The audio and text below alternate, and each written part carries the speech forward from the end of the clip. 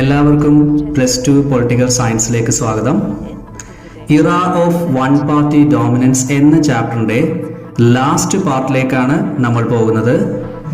In this part we discuss the emergence of opposition parties in India. ഈ പാർട്ടിൽ നമ്മൾ പ്രധാനമായും ഡിസ്കസ് ചെയ്യാൻ പോകുന്നത് ഇന്ത്യയിലെ പ്രതിപക്ഷ പാർട്ടികളുടെ ഉദയത്തെക്കുറിച്ചാണ്. ഓക്കെ, അപ്പോൾ ഈ ടോപ്പിക്കിലേക്ക് കടക്കുന്നതിന് മുമ്പ് ഞാൻ നിങ്ങൾക്ക് ഒരു വളരെ മനോഹരമായൊരു വാചകം കാണിക്കാൻ പോവുകയാണ്. അമേരിക്കൻ ജേർണലിസ്റ്റായ വാൾട്ടർ ലിപ്മാൻ എന്ന വ്യക്തി എഴുതിയ വളരെ മനോഹരമായൊരു വാചകമാണിത്. അദ്ദേഹം ഒപ്പോസിഷൻ പാർട്ടീസിനെ കുറിച്ച് എഴുതിയ വളരെ മനോഹരമായൊരു കോട്ടാണ്. നമുക്ക് അതൊന്ന് വായിച്ചു നോക്കാം. ഇപ്പോൾ സ്ക്രീനിൽ നിങ്ങൾക്ക് ആ കോട്ട് കാണാൻ സാധിക്കുന്നതാണ്. Let's read it. In a democracy, opposition party is not only tolerated as constitutional but must be maintained because it is indispensable. ഒരു ജനാധിപത്യ സംവിധാനത്തിൽ ഭരണഘടനാപരമായി പ്രതിപക്ഷ പാർട്ടികളെ അനുവദിക്കുക മാത്രമല്ല, അതിനെ തീർച്ചയായും നിലനിർത്തുക കൂടി വേണം. കാരണം അത് ജനാധിപത്യത്തിൽ നിന്നും അടർത്തി മാറ്റാൻ പറ്റാത്ത ഒന്നാണ്. വളരെ മനോഹരമായൊരു വാചകമല്ലേ? ഇതിൽ നിന്ന് നമുക്ക് എന്താണ് മനസ്സിലാക്കാൻ സാധിക്കുന്നത്? From this point of view we can understand the importance of opposition parties in a democracy. ഇതിൽ നിന്ന് നമുക്ക് തീർച്ചയായിട്ടും ഒരു ജനാധിപത്യ സംവിധാനത്തിൽ പ്രതിപക്ഷ പാർട്ടികളുടെ പങ്ക് അല്ലെങ്കിൽ സ്ഥാനം എന്താണെന്ന് നമുക്ക് വളരെ വ്യക്തമായി മനസ്സിലാക്കാൻ സാധിക്കും. ഇനി മറ്റൊരു തരത്തിൽ പറഞ്ഞു കഴിഞ്ഞാൽ, democracy will be A tyranny without strong opposition parties. ശക്തമായ പ്രതിപക്ഷ പാർട്ടികൾ ഇല്ല എങ്കിൽ ജനാധിപത്യം തീർച്ചയായും ഒരു സ്വേച്ഛാധിപത്യമായിരിക്കും. ഇനി ഞാൻ നിങ്ങൾക്കൊരു മറ്റൊരു പിക്ചർ കൂടി കാണിക്കുകയാണ്. നമുക്ക് ആ പിക്ചർ ഒന്ന് നോക്കാം. ഇപ്പോൾ സ്ക്രീനിൽ നിങ്ങൾക്ക് ആ പിക്ചർ കാണാൻ സാധിക്കും. This picture shows the list of political parties contested in the first Lok Sabha election. അതായത് ഇന്ത്യയിലെ ആദ്യ ലോക്സഭ ഇലക്ഷനിൽ മത്സരിച്ച പൊളിറ്റിക്കൽ പാർട്ടീസിൻ്റെ ലിസ്റ്റാണ് നിങ്ങൾക്കിവിടെ കാണാൻ സാധിക്കുന്നത്. On the left side of the picture you can see the name of the political parties: Congress, CPI, Socialist Party, Kisan Mazdoor Praja Party, People's Democratic Party, Bharatiya Janasangh, Scheduled Caste Federation, etc.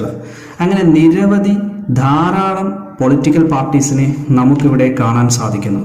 എന്നാൽ ഇതിൽ ഉള്ള പല രാഷ്ട്രീയ പാർട്ടികളെയും ഇന്ന് നമുക്ക് കാണാൻ സാധിക്കില്ല.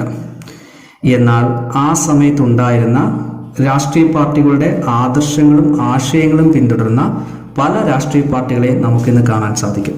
അതായത് ആദ്യകാലത്തെ ഇലക്ഷൻ സമയത്ത് ഇന്ത്യയിൽ ഉണ്ടായിരുന്ന പല പ്രതിപക്ഷ പാർട്ടികളും ഇന്നില്ല. പക്ഷേ ആ സമയത്തെ പ്രതിപക്ഷ പാർട്ടികളുടെ ആദർശങ്ങളും ആശയങ്ങളും പിന്തുടരുന്ന ധാരാളം പൊളിറ്റിക്കൽ പാർട്ടീസിനെ നമുക്കിന്ന് കാണാൻ സാധിക്കും. അപ്പോൾ നമുക്ക് ഈ ടോപ്പിക്കിലെ ഏറ്റവും പ്രധാനപ്പെട്ട ക്വസ്റ്റ്യനിലേക്ക് പോവാം. ഫസ്റ്റ് ക്വസ്റ്റ്യൻ ഇതാണ്: what are the role of opposition parties in a democracy? ഒരു ജനാധിപത്യ സംവിധാനത്തിൽ പ്രതിപക്ഷ പാർട്ടികളുടെ പങ്ക് എന്താണ്? ഈ ടോപ്പിക്, അതായത് എമർജൻസ് ഓഫ് ഒപ്പോസിഷൻ പാർട്ടി എന്ന ഈ ടോപ്പിക്ക്, ഇതിൻ്റെ പ്രധാന ലക്ഷ്യമെന്ന് പറയുന്നത് രണ്ട് കാര്യങ്ങളാണ്. ഒന്ന്, പ്രതിപക്ഷ പാർട്ടികളുടെ പങ്ക്, സ്ഥാനം, ഇവ ജനാധിപത്യത്തിൽ എങ്ങനെയാണെന്ന് മനസ്സിലാക്കുന്നതിന്. രണ്ട്, ഇന്ത്യയിലെ പ്രതിപക്ഷ പാർട്ടികളെ കുറിച്ച് മനസ്സിലാക്കുന്നതിന്. ഈ രണ്ട് ഒബ്ജക്റ്റീവ്സ് ആണ് ഈ ടോപ്പിക്കിൽ നമ്മൾ പ്രധാനമായിട്ടും അച്ചീവ് ചെയ്യാനുള്ളത്. അതുകൊണ്ട് തന്നെ ഈ question, what are the role of opposition parties in a democracy എന്ന് പറയുന്ന ഈ ക്വസ്റ്റ്യൻ വളരെയധികം ഇമ്പോർട്ടൻ്റ് ആണ്. നമുക്ക് ആ ക്വസ്റ്റ്യൻ ഒന്ന്, അതിൻ്റെ ക്വസ്റ്റ്യനും അതിൻ്റെ ആൻസറും നമുക്കൊന്ന് വ്യക്തമായിട്ടൊന്ന് ഡിസ്കസ് ചെയ്യാം. ഓക്കെ, അപ്പോൾ നമുക്ക് ഫസ്റ്റ് പോയിന്റിലേക്ക് കിടക്കാം. സ്ക്രീനിൽ നിങ്ങൾക്ക് ഫസ്റ്റ് പോയിന്റ് കാണാൻ സാധിക്കും. Okay, the success of democracy depends on the constructive role of the opposition parties. ഒരു ജനാധിപത്യത്തിൻ്റെ വിജയം എപ്പോഴും പ്രതിപക്ഷ പാർട്ടികളുടെ ക്രിയാത്മകമായ ഇടപെടലിനെ ആശ്രയിച്ചിരിക്കുന്നു. Okay, second point, in every democracy all the parties cannot get majority seats in all the time in the parliament. എല്ലാ ജനാധിപത്യ സംവിധാനത്തിലും എല്ലാ പാർട്ടികൾക്കും ഇപ്പോഴും നിയമസഭയിൽ ഭൂരിപക്ഷം സീറ്റുകൾ ലഭിക്കില്ല. Okay, next point. The parties which do not get majority seats are called opposition parties. ഒരു നിയമസഭയിൽ ഭൂരിപക്ഷം സീറ്റുകൾ ലഭിക്കാത്ത രാഷ്ട്രീയ പാർട്ടികളെ പ്രതിപക്ഷ പാർട്ടികൾ എന്ന് പറയുന്നു. The party which gets majority seats in the Lok Sabha next to the ruling party is called recognized opposition party. ലോക്സഭയിൽ ഭരണകക്ഷിയുടെ ഭൂരിപക്ഷത്തോട് അടുത്ത് നിൽക്കുന്ന ഭൂരിപക്ഷം നേടിയ രാഷ്ട്രീയ പാർട്ടികളെ അംഗീകൃത പ്രതിപക്ഷ പാർട്ടികൾ എന്ന് പറയുന്നു. എന്നാൽ എല്ലാ സമയത്തും ഭരണകക്ഷിയോട് അടുത്ത് നിൽക്കുന്ന ഭൂരിപക്ഷം മറ്റ് രാഷ്ട്രീയ പാർട്ടികൾക്ക് ലഭിക്കാറില്ല. അത്തരം സാഹചര്യങ്ങളിൽ സീറ്റുകളുടെ എണ്ണത്തിൽ രണ്ടാം സ്ഥാനത്തെത്തുന്ന രാഷ്ട്രീയ പാർട്ടി പ്രതിപക്ഷ പാർട്ടിയാകും. ഇന്ത്യയിൽ പ്രതിപക്ഷ പാർട്ടിയാകാൻ ഒരു രാഷ്ട്രീയ പാർട്ടിക്ക് മിനിമം 10% ലോക്സഭ സീറ്റെങ്കിലും നേടിയിരിക്കണം. എന്നാൽ മാത്രമേ ഇന്ത്യയിൽ ഒരു രാഷ്ട്രീയ പാർട്ടിക്ക് പ്രതിപക്ഷ പാർട്ടി എന്ന സ്ഥാനം ലഭിക്കുകയുള്ളൂ. The leaders of the opposition party enjoys some privileges equivalent to that of a cabinet minister. പ്രതിപക്ഷ പാർട്ടി നേതാവിന് ക്യാബിനറ്റ് മന്ത്രിക്ക് തുല്യമായ പാർലമെന്റ് പദവിയാണ് ലഭിക്കുന്നത്. ഇനി നമുക്ക് അടുത്തതായി പരിശോധിക്കേണ്ടത് പ്രതിപക്ഷ പാർട്ടികളുടെ ചുമതലകളെ കുറിച്ചാണ്. Functions of opposition parties. നമുക്ക് ഫങ്ഷൻസിലേക്ക് കടക്കാം. First point, to check the activities of the government and prevent them from falling into autocracy or exerting too much power. ഗവൺമെന്റിന്റെ പ്രവർത്തനങ്ങളെ പരിശോധിക്കുകയും അമിതമായി അധികാരങ്ങൾ ഉപയോഗിക്കുന്നതിൽ നിന്ന് ഗവൺമെന്റിനെ തടയുകയും ജനാധിപത്യം സ്വേച്ഛാധിപത്യത്തിലേക്ക് വഴുതി വീഴാതെ സംരക്ഷിക്കുകയും വേണം എന്നതാണ് പ്രതിപക്ഷ പാർട്ടികളുടെ ആദ്യത്തെ ചുമതല. Second one, to criticize the policies of the government. ഗവൺമെന്റിന്റെ നയങ്ങളെ ക്രിയാത്മകമായി വിമർശിക്കുക. Third point, to protect the liberty and right of the people. ജനങ്ങളുടെ വ്യക്തി സ്വാതന്ത്ര്യവും അവകാശവും സംരക്ഷിക്കുക. അതായത് ഒരു ഡെമോക്രസിയിൽ ഭരിക്കുന്ന പാർട്ടി അവരുടെ അമിതമായ അധികാരങ്ങൾ ഉപയോഗിച്ചു കഴിഞ്ഞാൽ എന്തു സംഭവിക്കും? ജനങ്ങളുടെ സ്വാതന്ത്ര്യത്തെയും അവകാശത്തെയും അത് ബാധിക്കും. അപ്പം അത്തരം സാഹചര്യങ്ങളിൽ നിന്നും ജനങ്ങളെ സംരക്ഷിക്കേണ്ടത് പ്രതിപക്ഷ പാർട്ടികളുടെ ചുമതലയാണ്. The last one, expression of public opinion. പൊതുജനാഭിപ്രായത്തെ ഗവൺമെന്റിന്റെ മുമ്പിൽ അവതരിപ്പിക്കുക. അതായത് ജനങ്ങളുടെ അഭിപ്രായം എന്താണോ അത് ഏത് രൂപത്തിൽ വേണമെങ്കിലും പ്രതിപക്ഷ പാർട്ടികൾക്ക് ഗവൺമെന്റിന്റെ മുമ്പിൽ അവതരിപ്പിക്കാവുന്നതാണ്. അത് ചിലപ്പോൾ പ്രൊട്ടസ്റ്റിന്റെ രൂപത്തിലാവാം, അല്ലെങ്കിൽ ചിലപ്പോൾ സ്ട്രൈക്കിന്റെ രൂപത്തിലാവാം. അങ്ങനെ ഏത് രൂപത്തിലും പ്രതിപക്ഷ പാർട്ടികൾക്ക് പൊതുജന അഭിപ്രായത്തെ ഗവൺമെന്റിന് മുമ്പിൽ അവതരിപ്പിക്കാൻ സാധിക്കും. ഇതൊക്കെയാണ് പ്രതിപക്ഷ പാർട്ടികളുടെ പങ്കും അവരുടെ പ്രധാനപ്പെട്ട ചുമതലകളും. അടുത്തതായി നമുക്ക് ചർച്ച ചെയ്യേണ്ടത് ഇന്ത്യയിലെ ആദ്യകാല പ്രതിപക്ഷ പാർട്ടികളെ കുറിച്ചാണ്. ഇതിൽ ചിലത് സ്വാതന്ത്ര്യത്തിന് മുൻപ് രൂപം കൊണ്ടതാണ്, ചിലത് സ്വാതന്ത്ര്യത്തിന് ശേഷം രൂപം കൊണ്ടതാണ്. ലോകത്ത് രാഷ്ട്രീയ പ്രസ്ഥാനങ്ങളെ പൊതുവെ 3 തരത്തിലാണ് വ്യാഖ്യാനിക്കുന്നത്. ഫസ്റ്റ് വൺ, റൈറ്റിസ്റ്റ് അല്ലെങ്കിൽ കൺസർവേറ്റീവ്സ് എന്ന് പറയും. ഇവർ കൂടുതലും ട്രഡീഷനാണ് പ്രാധാന്യം കൊടുക്കുന്നത്. അത് പാരമ്പര്യത്തിന് കൂടുതൽ പ്രാധാന്യം നൽകുന്നു. മാത്രമല്ല ദേ ഒപ്പോസ് ടു ചേഞ്ച്, അവർ മാറ്റത്തെ എതിർക്കുകയും ചെയ്യുന്നു. സെക്കൻഡ് വൺ, സെൻട്രിസ്റ്റ് അല്ലെങ്കിൽ ലിബറൽസ്. ഇവർ ലിബർട്ടിക്കാണ് കൂടുതൽ പ്രാധാന്യം നൽകുന്നത്. അതായത് വ്യക്തി സ്വാതന്ത്ര്യത്തിന് കൂടുതൽ പ്രാധാന്യം നൽകുന്നു. അതോടൊപ്പം തന്നെ വ്യക്തികളുടെ ജീവിതത്തിൽ അമിതമായി ഗവൺമെന്റ് ഇടപെടാൻ പാടില്ല എന്ന് വാദിക്കുകയും ചെയ്യുന്നു. കൂടാതെ പ്രൈവറ്റ് സെക്ടറിനാണ് ഇവർ കൂടുതൽ പ്രാധാന്യം നൽകുന്നത്. തേർഡ് വൺ, ലെഫ്റ്റിസ്റ്റ് അല്ലെങ്കിൽ സോഷ്യലിസ്റ്റ്. ഇവർ കൂടുതലും പ്രാധാന്യം നൽകുന്നത് ഇക്വാളിറ്റി എന്ന് പറയുന്ന കോൺസെപ്റ്റിനാണ്. അതായത് സമത്വത്തിന് കൂടുതൽ പ്രാധാന്യം നൽകുന്നു. പ്രധാനമായും സാമൂഹിക സാമ്പത്തിക സമത്വത്തിനാണ് ഇവർ കൂടുതൽ പ്രാധാന്യം നൽകുന്നത്. ഈ 3 കാറ്റഗറിയിൽ പെടുന്ന രാഷ്ട്രീയ പാർട്ടികളെയും നമുക്ക് ഇന്ത്യയിൽ കാണാൻ സാധിക്കും എന്നതാണ് സത്യം. അപ്പോൾ നമുക്ക് ആദ്യത്തെ പ്രതിപക്ഷ പാർട്ടിയിലേക്ക് കടക്കാം. ഓക്കെ, നമ്മൾ ആദ്യം ഡിസ്കസ് ചെയ്യാൻ പോകുന്ന പ്രതിപക്ഷ പാർട്ടി എന്ന് പറയുന്നത് കമ്മ്യൂണിസ്റ്റ് പാർട്ടി ഓഫ് ഇന്ത്യയെ കുറിച്ചാണ്, CPI. ഇപ്പോൾ സ്ക്രീനിൽ നിങ്ങൾക്ക് CPIയുമായി ബന്ധപ്പെട്ട പ്രധാനപ്പെട്ട പോയിന്റ്സുകൾ കാണാൻ സാധിക്കും. നമുക്ക് ഫസ്റ്റ് പോയിന്റിലേക്ക് കടക്കാം. Communist groups in India emerged during the early 1920s. ഇന്ത്യയിൽ കമ്മ്യൂണിസ്റ്റ് പ്രസ്ഥാനങ്ങളുടെ ആരംഭം കുറിക്കുന്നത് 1920കളിൽ ആയിരുന്നു. Second point, they got inspiration from Bolshevik revolution in Russia. റഷ്യയിൽ നടന്ന ബോൾഷെവിക് വിപ്ലവത്തിൽ നിന്ന് പ്രചോദനം കൊണ്ടാണ് ഇന്ത്യയിൽ കമ്മ്യൂണിസ്റ്റ് പ്രസ്ഥാനം ആരംഭിക്കുന്നത്. Third point, they advocated socialism to solve the social and economic problems of the country. നമ്മുടെ രാജ്യത്ത് നിലനിൽക്കുന്ന സാമൂഹിക സാമ്പത്തിക പ്രശ്നങ്ങൾക്ക് ഏറ്റവും നല്ല പരിഹാരം സോഷ്യലിസമാണ് എന്നവർ വാദിച്ചു. Till 1935, the communists worked mainly from within the Indian National Congress. 1935 വരെ ഇന്ത്യൻ നാഷണൽ കോൺഗ്രസിന്റെ ഉള്ളിൽ നിന്നുകൊണ്ടായിരുന്നു കമ്മ്യൂണിസ്റ്റ് പാർട്ടിയുടെ പ്രവർത്തനം. The separation took place in 1941 because the communists decided to support the British against the Nazi Germany. 1941 communist party കോൺഗ്രസിൽ നിന്നും വേർപെട്ടു. Nazi ജർമ്മനിക്കെതിരായിട്ടുള്ള യുദ്ധത്തിൽ ബ്രിട്ടീഷുകാരെ കമ്മ്യൂണിസ്റ്റുകാർ സപ്പോർട്ട് ചെയ്തു. ഇത് കമ്മ്യൂണിസ്റ്റ് പാർട്ടിയെ കോൺഗ്രസിൽ നിന്നും വേർപെടുത്തി. In 1957, the Communist Party got an opportunity to form a government in Kerala. 1957 communist പാർട്ടിക്ക് കേരളത്തിൽ ഒരു ഗവൺമെന്റ് രൂപീകരിക്കാൻ അവസരം ലഭിച്ചു. ഏഷ്യയിൽ തന്നെ അല്ലെങ്കിൽ ലോകത്തിൽ തന്നെ ആദ്യമായിട്ട് ജനാധിപത്യ സംവിധാനത്തിലൂടെ അധികാരത്തിലെത്തുന്ന കമ്മ്യൂണിസ്റ്റ് ഗവൺമെന്റ് കേരളത്തിൽ ആയിരുന്നു. The Communist Party was divided into two groups because of the difference between Russian and Chinese ideologies. 1964 communist party രണ്ടായി വിഭജിച്ചു. റഷ്യൻ ആശയങ്ങളെ പിന്തുണയ്ക്കുന്നവരും ചൈനീസ് ആശയങ്ങളെ പിന്തുണയ്ക്കുന്നവരും എന്ന് രണ്ട് വിഭാഗങ്ങളായി അവർ മാറി. 1962 നടന്ന ഇൻഡോ ചൈന വാർ ആയിരുന്നു ഇതിൻ്റെ പ്രധാന കാരണം. The last point, the pro-Soviet faction was remained as the CPI and those who followed the Chinese ideologies became the CPIM. റഷ്യയെ പിന്തുണയ്ക്കുന്നവർ CPI ആയി നിലനിന്നു, അതായത് കമ്മ്യൂണിസ്റ്റ് പാർട്ടി ഓഫ് ഇന്ത്യ ആയി നിലനിന്നു. എന്നാൽ ചൈനയെ പിന്തുണയ്ക്കുന്നവർ CPIM ആയി മാറി, communist party of India Marxist ആയി മാറി. 1964 ഈ പിളർപ്പ് സംഭവിച്ചത്. ഇനി നമുക്ക് അറിയേണ്ടത് കമ്മ്യൂണിസ്റ്റ് പാർട്ടിയിലെ ആദ്യകാല പ്രധാനപ്പെട്ട നേതാക്കളെ കുറിച്ചാണ്.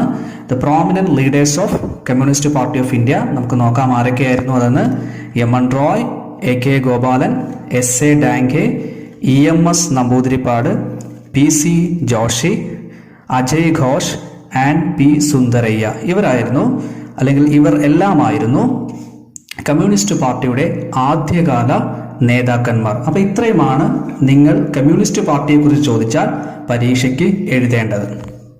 അടുത്തതായി നമ്മൾ ഡിസ്കസ് ചെയ്യാൻ പോകുന്നത് കോൺഗ്രസ് സോഷ്യലിസ്റ്റ് പാർട്ടിയെക്കുറിച്ചാണ്. ഇപ്പോൾ സ്ക്രീനിൽ നിങ്ങൾക്ക് അതുമായി ബന്ധപ്പെട്ട പോയിന്റ്സുകൾ കാണാൻ സാധിക്കും. നമുക്ക് ഫസ്റ്റ് പോയിന്റിലേക്ക് പോകാം.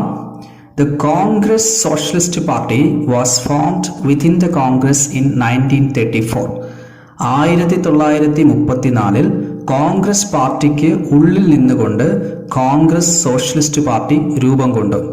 Second point, the founder members are Jayaprakash Narayanan, Acharya Narendradev, Ram Manohar Lohia.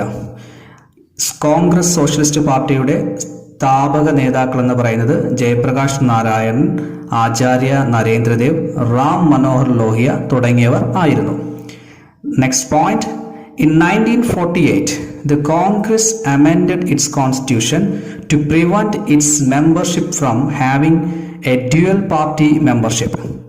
1948 Indian national Congress അവരുടെ ഭരണഘടന ഭേദഗതി ചെയ്യുകയും പാർട്ടി അംഗങ്ങളുടെ ഇരട്ട പാർട്ടി അംഗത്വം നിർത്തലാക്കുകയും ചെയ്തു.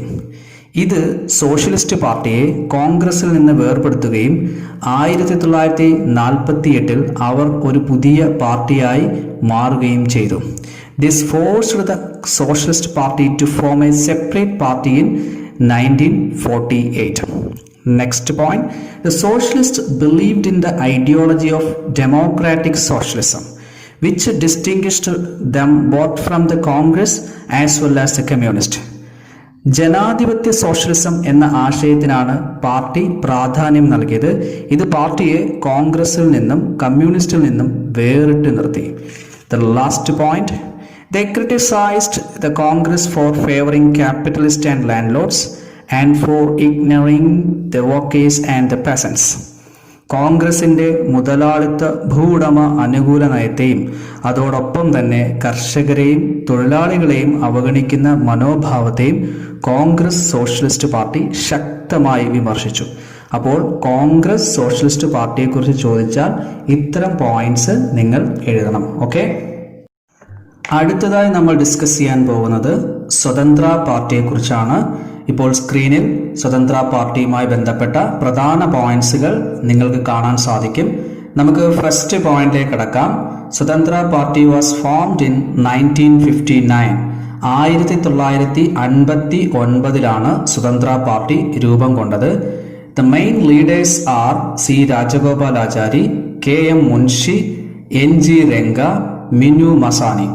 ഇതിൻ്റെ പ്രധാനപ്പെട്ട നേതാക്കൾ ആരൊക്കെയായിരുന്നു എന്ന് ചോദിച്ചു കഴിഞ്ഞാൽ, ഒന്ന് C Rajagopalachari, K M Munshi, N G Ranga and Minoo Masani തുടങ്ങിയവരായിരുന്നു പാർട്ടിയുടെ പ്രധാനപ്പെട്ട നേതാക്കൾ.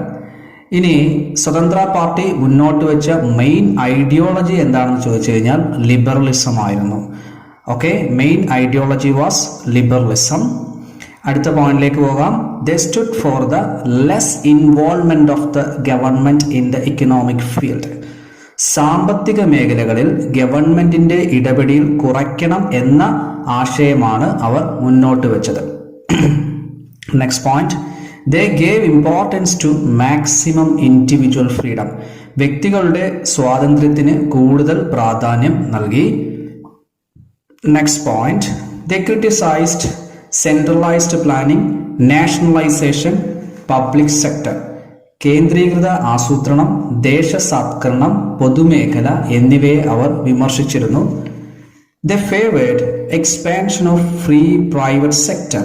സ്വതന്ത്രമായ സ്വകാര്യ മേഖലയ്ക്ക് അവർ കൂടുതൽ പ്രാധാന്യം നൽകി. They opposed cooperative farming, state trading, progressive taxation and policy of non alignment. സഹകരണ കൃഷി സമ്പ്രദായം, രാഷ്ട്രത്തിൻ്റെ ഉടമസ്ഥതയിലുള്ള വ്യാപാരം, ആധുനിക നികുതി സമ്പ്രദായം, ചേരിചേരാ നയം തുടങ്ങിയ കാര്യങ്ങളെ പാർട്ടി ശക്തമായി എതിർത്തിരുന്നു. ഇത്തരം കാര്യങ്ങളാണ് നിങ്ങൾ സ്വതന്ത്ര പാർട്ടിയെക്കുറിച്ച് ചോദിച്ചു കഴിഞ്ഞാൽ എഴുതേണ്ടത്. ഓക്കെ, ഇനി നമുക്ക് അടുത്ത പാർട്ടിയിലേക്ക് കടക്കാം. അടുത്തതായി നമ്മൾ ഡിസ്കസ് ചെയ്യാൻ പോകുന്നത് ഭാരതീയ ജനസംഘ് എന്ന രാഷ്ട്രീയ പാർട്ടിയെക്കുറിച്ചാണ്.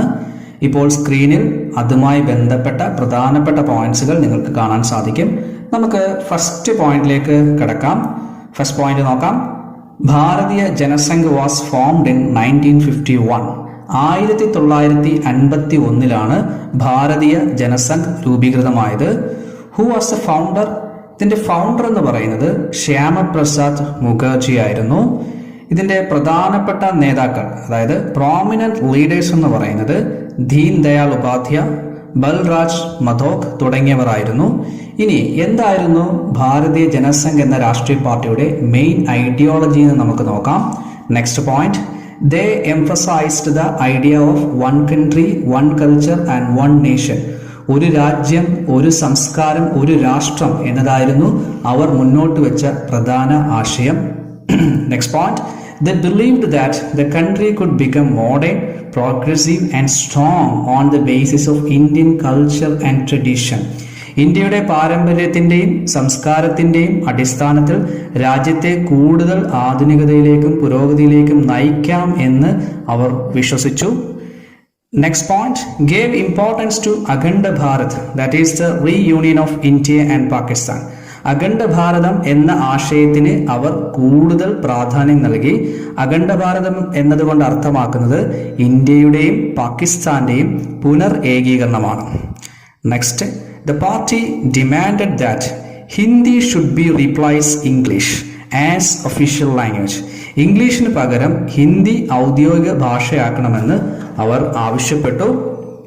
They opposed the concessions for religious and cultural minorities. മത സാംസ്കാരിക ന്യൂനപക്ഷങ്ങൾക്ക് ഇളവുകൾ നൽകുന്നതിനെ അവർ ശക്തമായി എതിർത്തു. The party also advocates for developing nuclear weapons.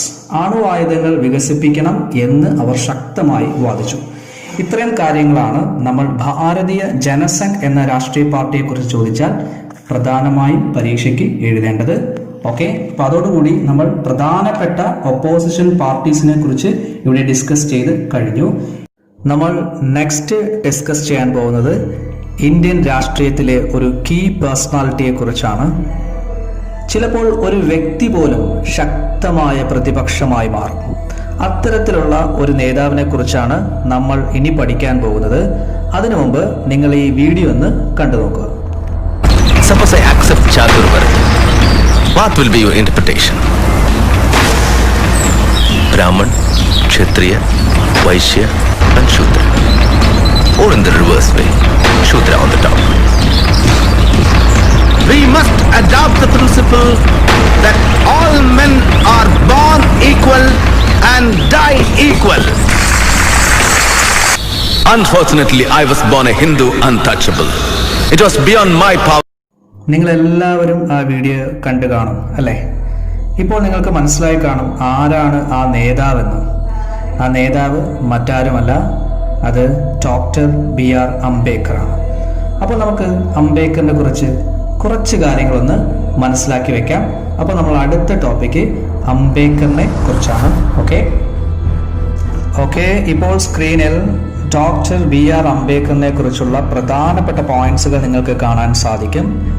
First point, born on 14th April 1891. 1891 April 14 അദ്ദേഹം ജനിച്ചത്. Died on 6th December 1956. 1956 December 6 അദ്ദേഹം മരണപ്പെട്ടത്. He was a leader of the anti-caste movement and the struggle for justice to the Dalits. ജാതി വ്യവസ്ഥയ്ക്കെതിരെയുള്ള പ്രസ്ഥാനത്തിൻ്റെയും അതോടൊപ്പം തന്നെ ദളിതരുടെ നീതിക്കായിട്ടുള്ള പോരാട്ടത്തിൻ്റെയും ശക്തനായ നേതാവായിരുന്നു അദ്ദേഹം. He was the founder of Independent Labour Party and Scheduled Caste Federation. അദ്ദേഹം independent labour പാർട്ടിയുടെയും ഷെഡ്യൂൾഡ് കാസ്റ്റ് ഫെഡറേഷന്റെയും സ്ഥാപകനായിരുന്നു. He planned the formation of the Republican Party of India. Republican party of India എന്ന പാർട്ടി രൂപവൽക്കരിക്കുന്നതിന് വേണ്ടി അദ്ദേഹം ആസൂത്രണം ചെയ്തിരുന്നു. He was a great scholar and intellectual. അദ്ദേഹം വളരെ മഹാനായ ഒരു വിജ്ഞാനിയും ബുദ്ധിജീവിയുമായിരുന്നു. He was a member of Viceroy's Executive Council. അതായത് ബ്രിട്ടീഷ് വൈസ്രോയ്സ് എക്സിക്യൂട്ടീവ് കൗൺസിലിലെ ഒരു അംഗമായിരുന്നു അദ്ദേഹം. And also he was a chairman of drafting committee of the constituent assembly. ഇന്ത്യയുടെ ഭരണഘടനാ നിർമ്മാണ സമിതിയുടെ കരട് കമ്മിറ്റിയുടെ ചെയർമാനായിരുന്നു അദ്ദേഹം. First law minister of India, ഇന്ത്യയുടെ ആദ്യത്തെ നിയമമന്ത്രിയായിരുന്നു. And he adopted Buddhism in 1956. 1956 അദ്ദേഹം ബുദ്ധമതം സ്വീകരിക്കുകയും അതേ വർഷം അദ്ദേഹം മരണപ്പെടുകയും ചെയ്തു. ഇത്രയുമാണ് നമുക്ക് അംബേദ്കറിനെ കുറിച്ച് വളരെ ചെറിയ കാര്യമാണ് നമ്മൾ ഇതുവരെ മനസ്സിലാക്കിയത്. അദ്ദേഹത്തെക്കുറിച്ച് നിങ്ങൾ കൂടുതൽ അറിയാൻ ശ്രമിക്കുക. ഓക്കെ, അപ്പോൾ ഇതോടുകൂടി നമ്മുടെ ഈ ചാപ്റ്റർ ഇവിടെ അവസാനിക്കുകയാണ്. Ira of one party dominance എന്ന് പറയുന്ന ചാപ്റ്റർ ഇവിടെ അവസാനിക്കുകയാണ്. നിങ്ങൾക്ക് ഈ ചാപ്റ്ററിനെ കുറിച്ചുള്ള അഭിപ്രായങ്ങൾ കമൻറ്റുകളായിട്ട് രേഖപ്പെടുത്താം. ഇതുവരെ ഈ ക്ലാസ്സുകൾ ശ്രദ്ധിച്ച എല്ലാവർക്കും നന്ദി. Thank you all. Thank you.